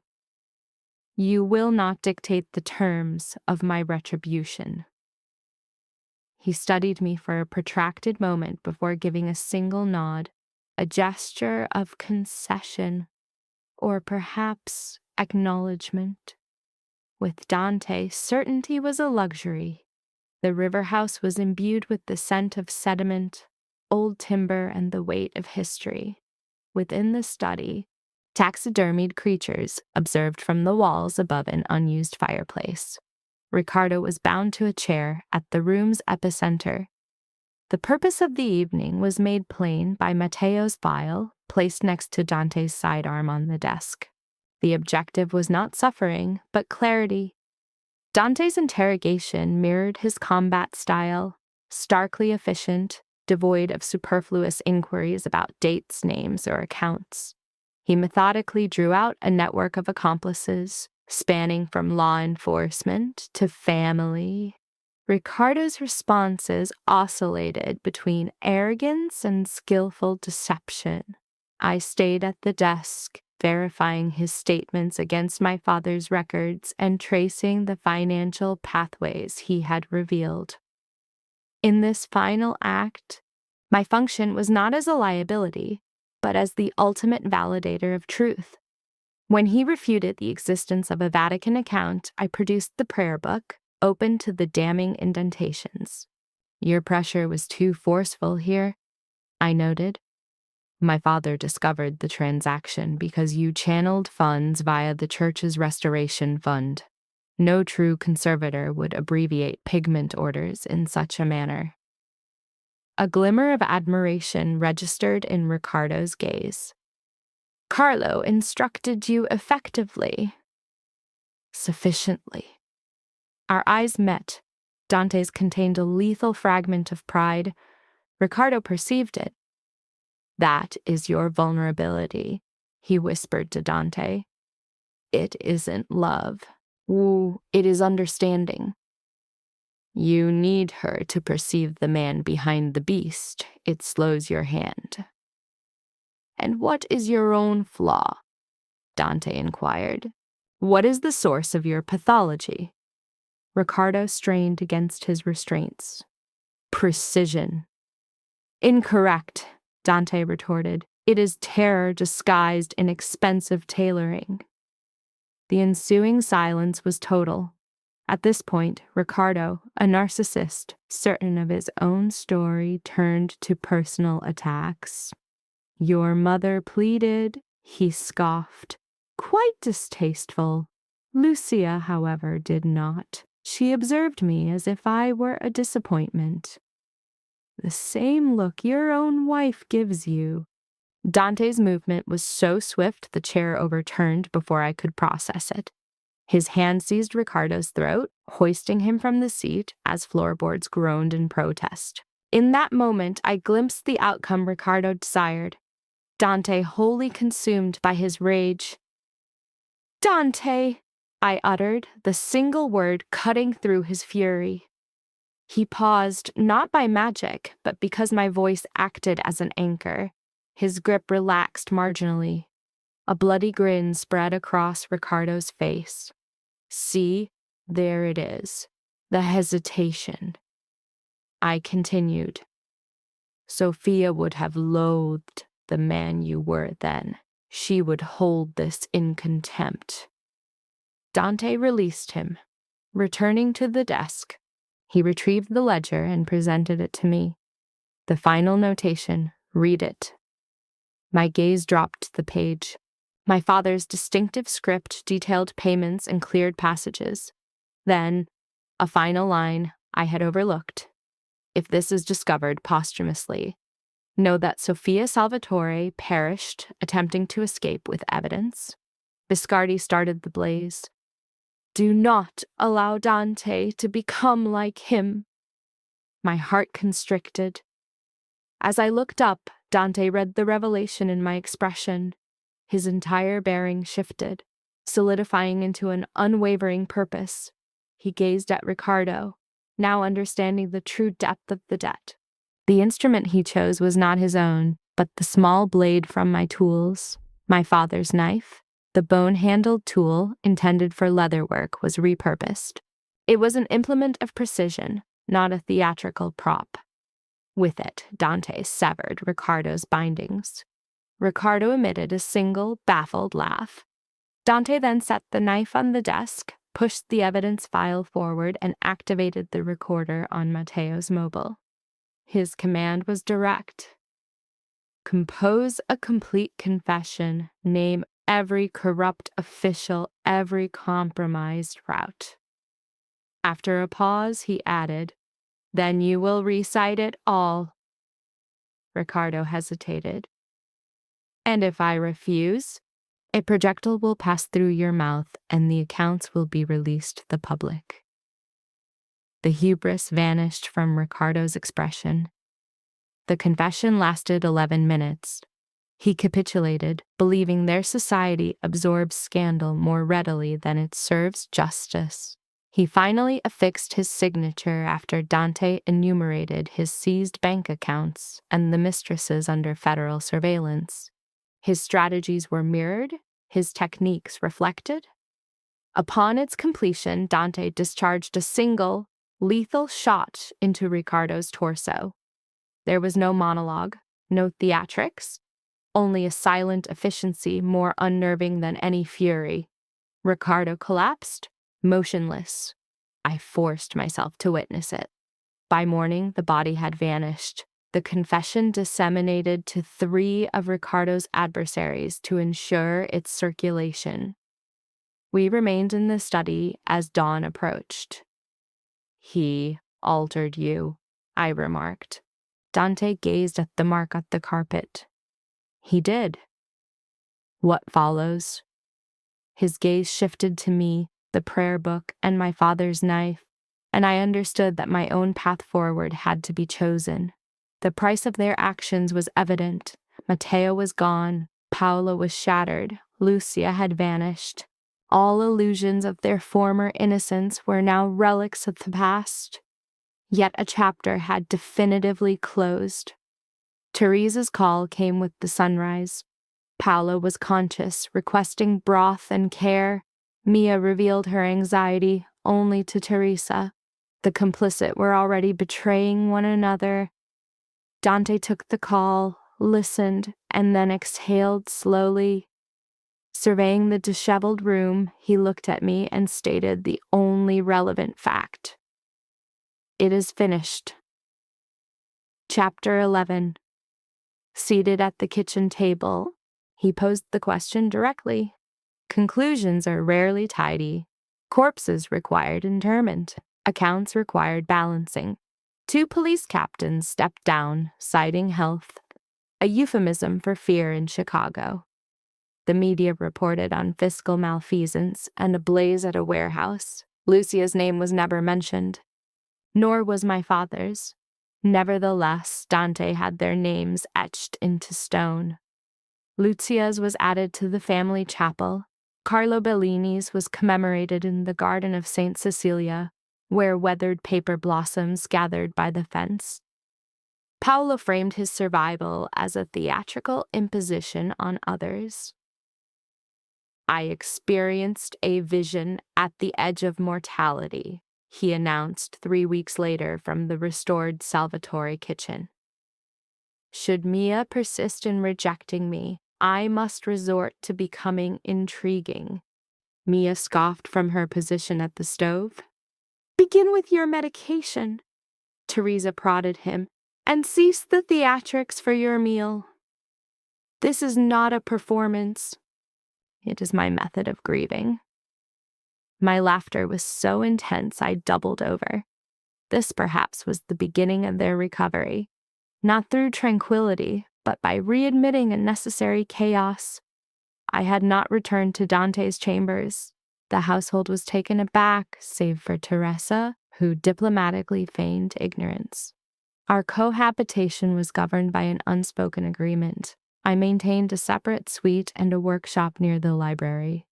There, a conservation table he had constructed from walnut and steel caught the light. He had not sought permission. I called the gesture tyrannical. He noted the drawers were lined with suede to accommodate my refined sorrow. They were rediscovering each other through subtle observations. His coffee ritual, my nervous verbosity.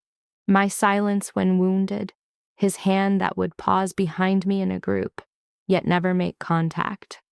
The way certain noises would disrupt my rest, and his unspoken acknowledgement of my nights spent in the chapel garden.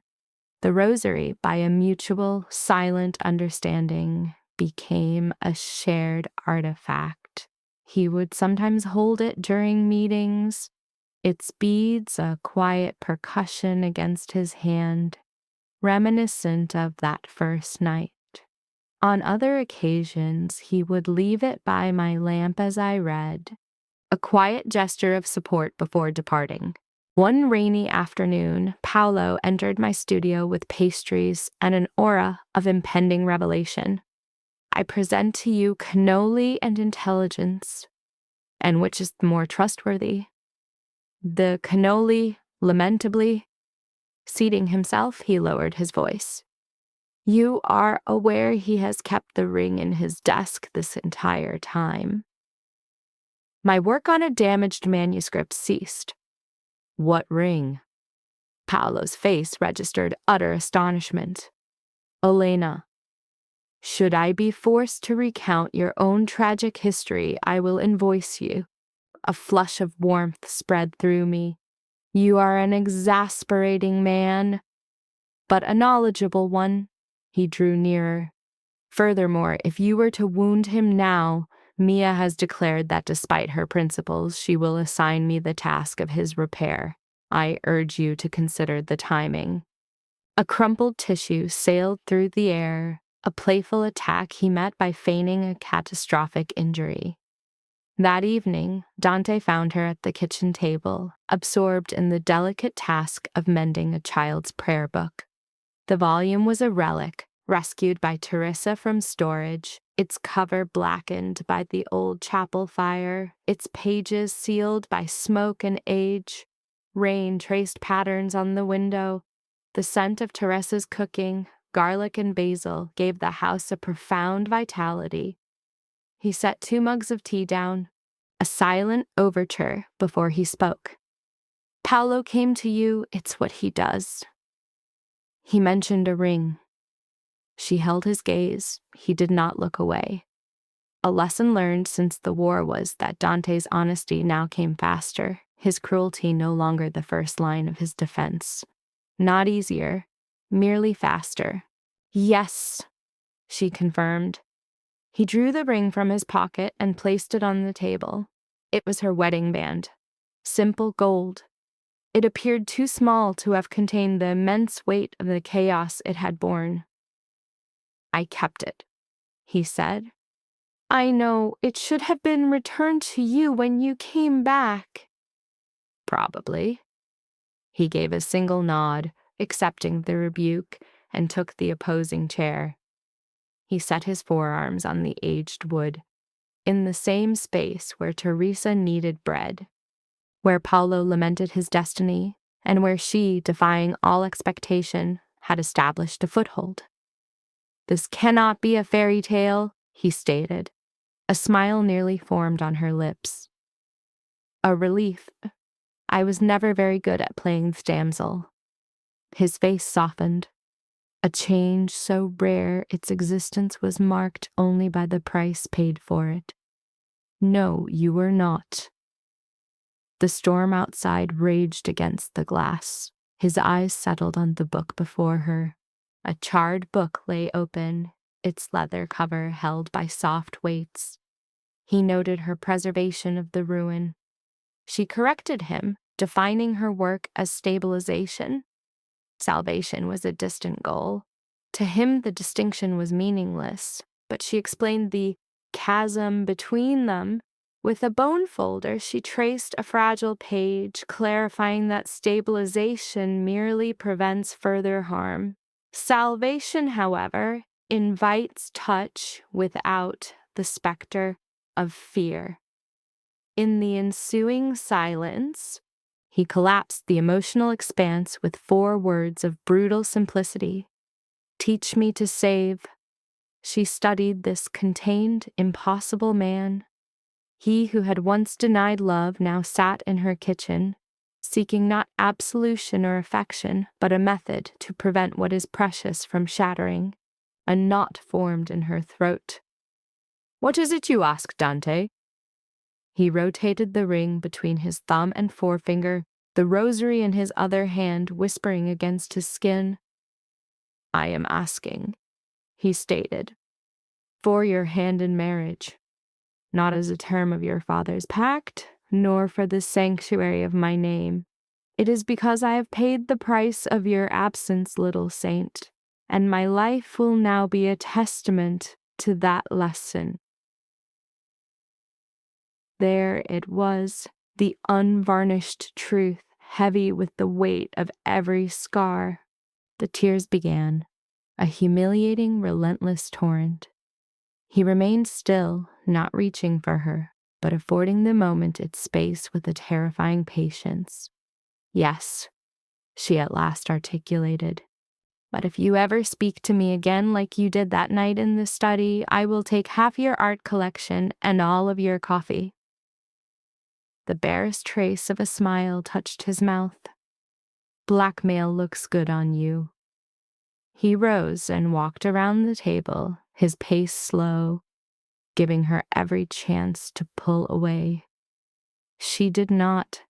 He slid the ring onto her finger with the same hands that had taken lives and offered protection, and when he kissed her, it was warm, certain, and chosen. There was no urgency, no desperation masquerading as passion. From the doorway, Paolo whispered, "If anyone needs me, I'll be having a purely therapeutic cry." Then Mia's hand appeared, yanking him away by the collar. Dante rested his forehead against hers. The kitchen was bathed in the warm glow of the lamp. The rain maintained a steady rhythm against the glass. The house and its inhabitants never recovered their innocence. But when he said, "Come to bed when you are done, little saint," it was not a command she had to fight. It was simply belonging. Chapter 12. The Linen Strip. It was a familiar pattern he had eventually named.